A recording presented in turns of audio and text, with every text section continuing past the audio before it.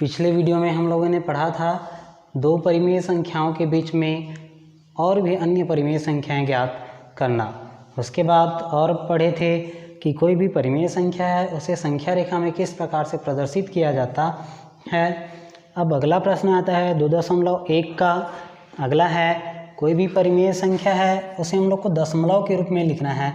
तो आप लोग के में एक प्रश्न है ऋण 118/3 और भी प्रश्न है, इसे आप लोग को बनाना है। मैं एक बता दे रहा हूँ, तो इसको हम लोग को दशमलव के रूप में लिखना है। तो इसके लिए क्या करेंगे, हम लोग इसे पहले भाग देंगे। अभी ऋणात्मक मान को नहीं लेते हैं, इसी तरह से इसको भाग देंगे। तो 3 तिया 9, ये बच जाएगा 2, फिर ये 8, 3 निया 27, घटाएंगे इसका मान प्राप्त होगा 1, यहाँ 0, यहाँ पर दशमलव डालेंगे। तो ये हो जाएगा 3 तिया 9, फिर से 1 बचेगा। अब दशमलव है तो 0 हम लोग डाल सकते हैं, तो फिर होगा ये 3 तिया 9, ये इस प्रकार से जाते रहेगा।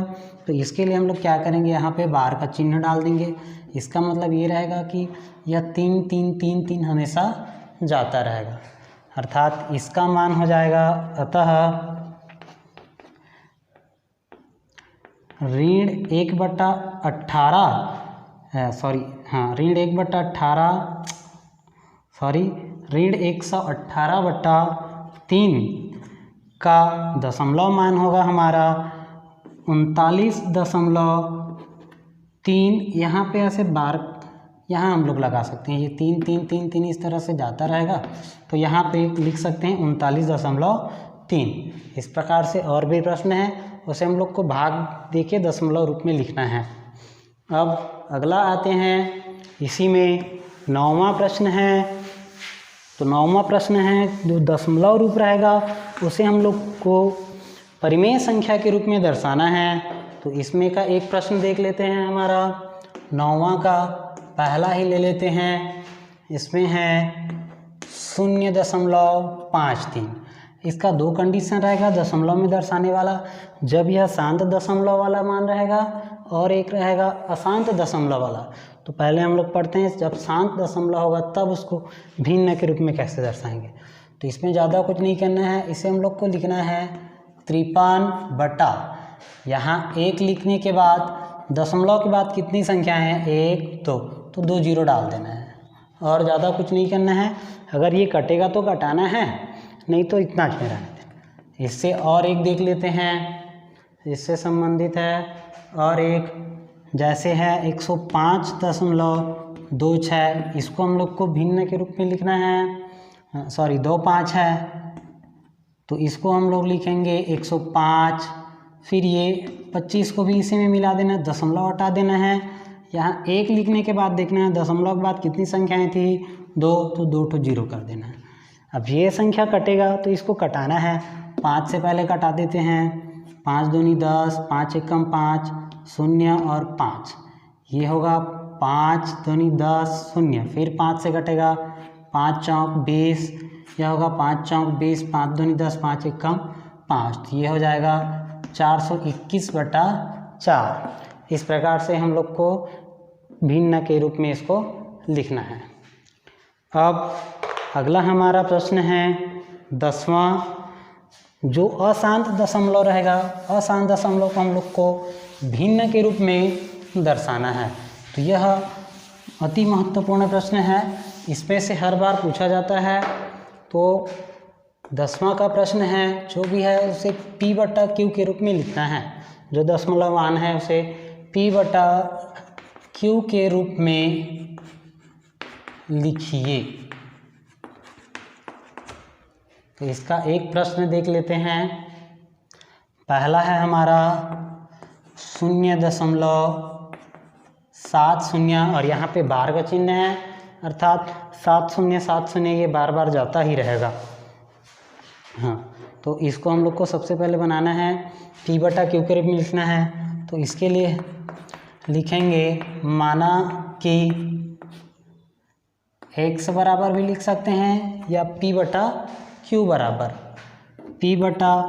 बराबर मानेंगे 0.70 0.70। इसको हम लोग आगे लिख सकते हैं P/Q बराबर 0.707070, यह जाता ही रहेगा और इसे मानेंगे हम लोग समीकरण नंबर 1।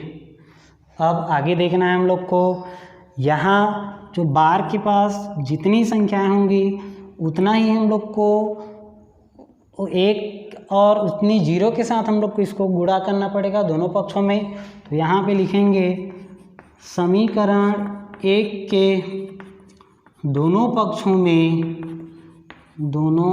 में एक के बाद यहाँ कितना है, 2 संख्या है, तो यहाँ 2 जीरो, अर्थात कितने का, समीकरण 1 के दोनों पक्षों में 100 का गुणा करने पर तो गुणा करेंगे तो ये हो जाएगा 100P/Q बराबर 100 का गुणा करेंगे मतलब 2 इस संख्या इधर दशमलव के इस पार आएंगे तो ये होगा 70.7070। ये अनंत तक जाता रहेगा तो फिर से 7 शून्य आ सकता है। इस प्रकार से ये हमारा हो गया समीकरण नंबर 2। अब क्या करना है हम लोग को, समीकरण नंबर 2 में समीकरण 1 को घटाना है। तो आगे हम लोग लिखेंगे समीकरण 2 में समीकरण 1 को घटाने पर, तो इसमें घटाएंगे, हमारा है यहाँ पे 100P/Q ऋण P/Q बराबर, इधर 100P/Q का मान क्या है 70.707070। इस प्रकार से इसका मान क्या है, ये ऋण होगा 0.707070 ऐसे जाते जाएगा।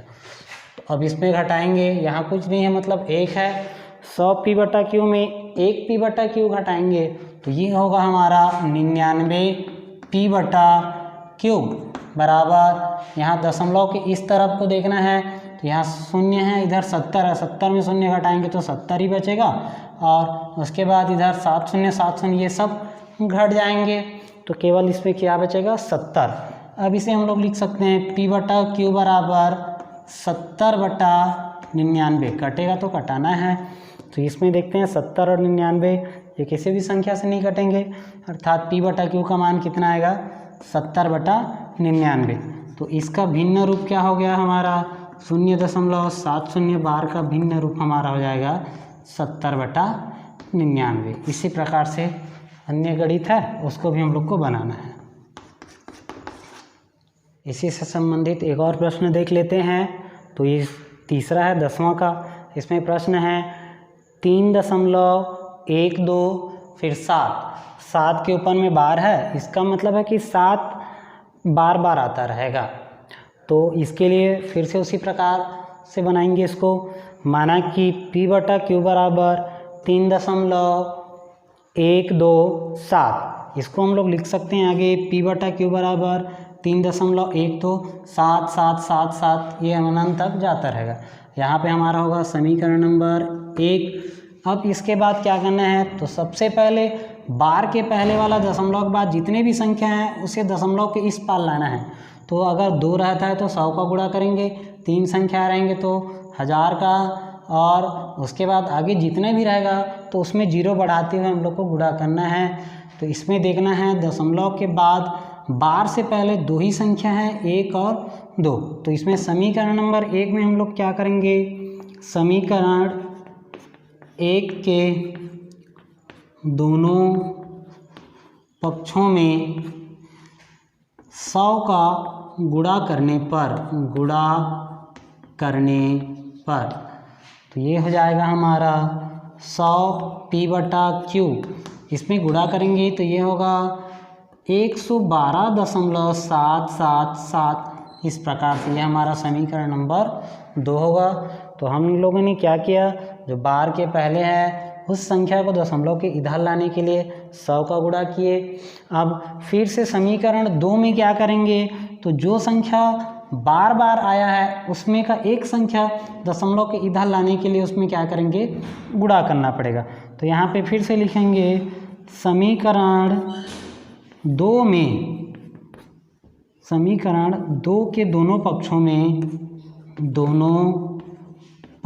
में अब इसमें एक ही संख्या बार बार आ रहा है 7, तो यह कहाँ लिखेंगे 1 और 0 अर्थात 10 का गुणा करने पर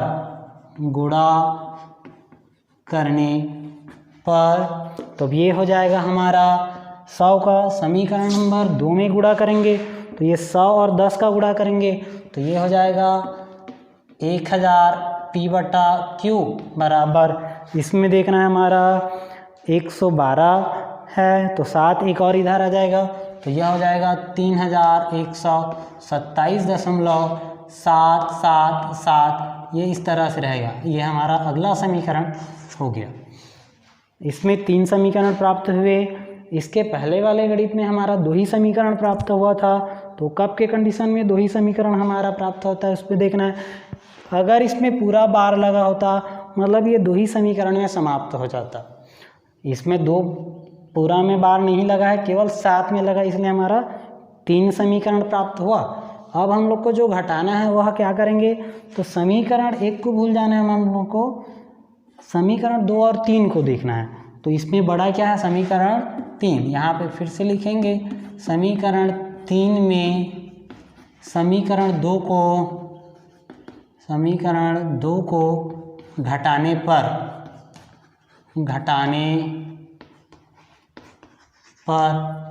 इसको घटा देते हैं तो ये होगा हमारा 1000 p/q ऋण 100 p/q। ये समीकरण 3 का है और ये समीकरण नंबर 2 का है। अब समीकरण 3 का मान देखते हैं, बराबर 3127.777, इसका ऋण करके लिखेंगे, इसका है 312.777, इस तरह से। तो दशमलव के बाद वाले जितने संख्या हैं वो सेम रहते हैं, इसलिए वो घट के 0 हो जाते हैं। अब हम लोग को जो भी घटाना रहता है दशमलव के पहले वाला, पहले इन दोनों में देखते हैं तो यह होगा हमारा,